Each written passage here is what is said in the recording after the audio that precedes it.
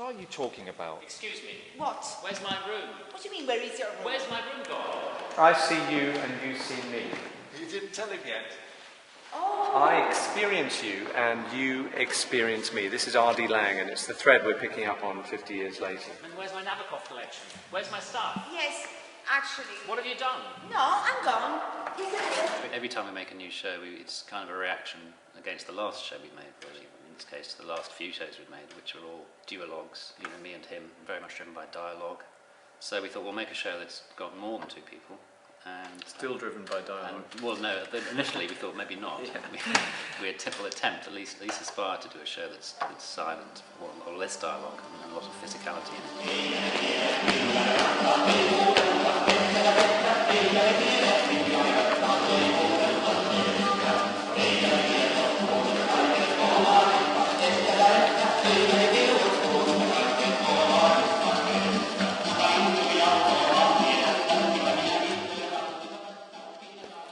We failed there. We made a show with lots of dialogue, interlocking dialogue. Which is all about the success of dialogue in helping people's mental health. Yeah.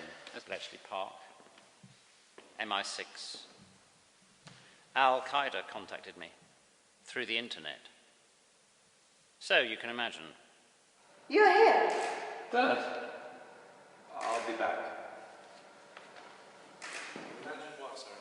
The shows we've made before, they've often been about two strangers meeting. So we wanted to make something with people who had deeper stories, and then we realised actually what we're doing is making a family drama. Family drama. So we started improvising, which is how we make all our shows. In this case, with a few collaborators we've known, and we start improvising.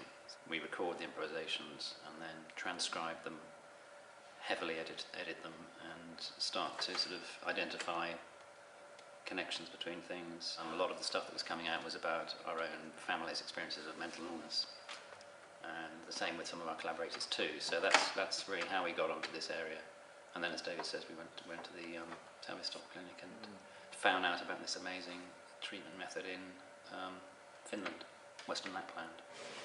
Where is Richard? I've got my drive already. I've got my intellect. It's upstairs. I don't need anything that creates a fog around it. And they told us about what was happening in Finland, specifically in the Western Lapland area of Finland, an area that had been particularly bad for experiences of schizophrenia and long-term chronic schizophrenia.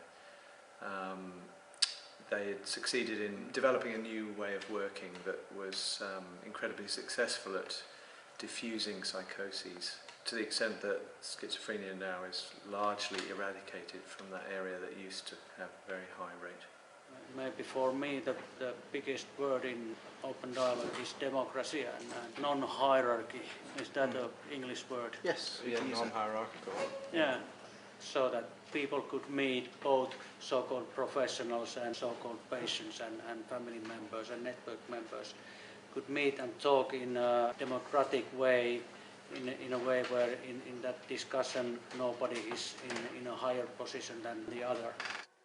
The trouble with open dialogue is it's not dramatic. It's so successful at diffusing tension that if we were to just stage an open dialogue process, it would be really quite boring.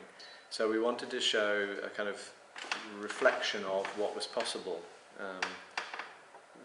in anywhere. It could be any country, but it's not Western Lapland. But there's this awareness of what is possible. A colleague of mine, we did a training course together on a way of working that has practically eradicated schizophrenia in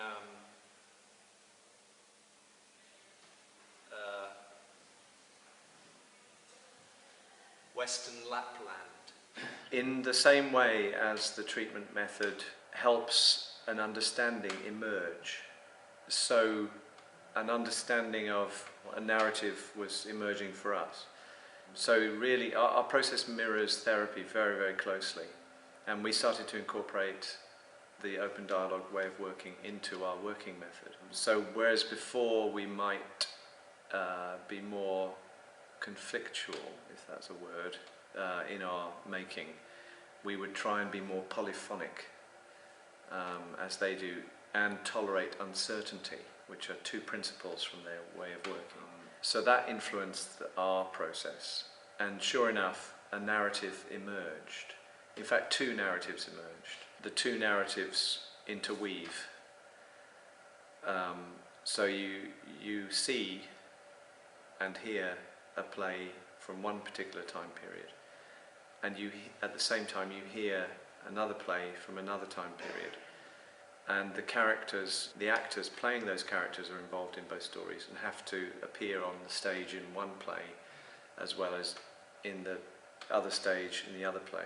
So we've got this incredibly complex script that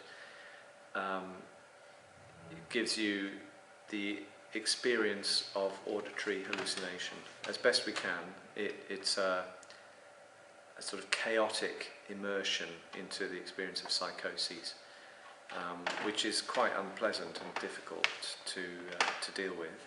What's for dinner? Pardon? What's for dinner? For you, a fantastic vegan pasta. Is it a formal dinner? Well, if your dad will show up. And then the audience change sides, and then they see what they heard before, and they hear what they saw before, and slowly clarity arrives. And it hardly uses any drugs, just talking really, and I mean, we're doing a bit by default because of your non-compliance, but my colleague, he got struck off. Wow.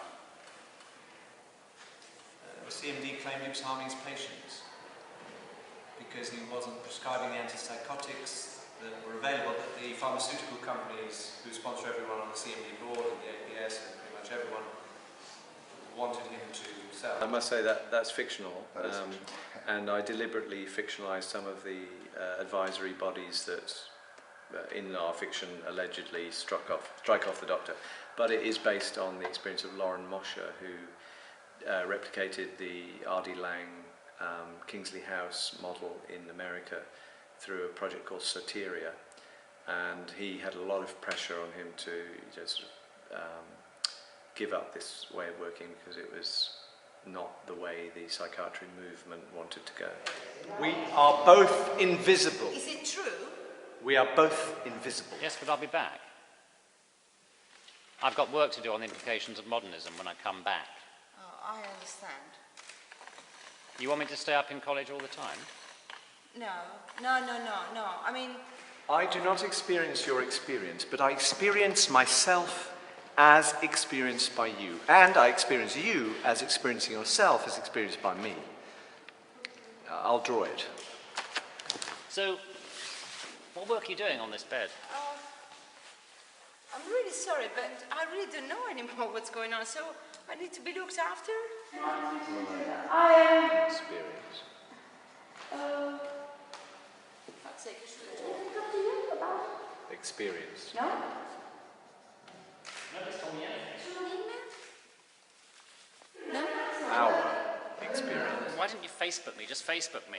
You see, the word transparency has been completely distorted in our society and become quite reductive and superficial. Seeing the theatrical device of having this thin plastic sheeting between the two sides and having the curtains ripped apart by the mother for both sides to be seen, where being frustrated and being irritated by the fact that we can't really hear and you're just hearing snippets of something else, so you have that tension of all this voices that want to be heard and dynamics that want to be expressed and felt. And whichever side you're on, you feel you want to know what's happening on the other side, then you're on the other side and you have echoes of experience that you've had previously. In a society that isn't as homogenous as Finland, that has such a complexity to it, and where families are more isolated and disparate, having these curtains ripped down and having to face each other and actually begin to share something on a fundamental level, it's for me that's the most powerful sort of synergy between the open dialogue and the play.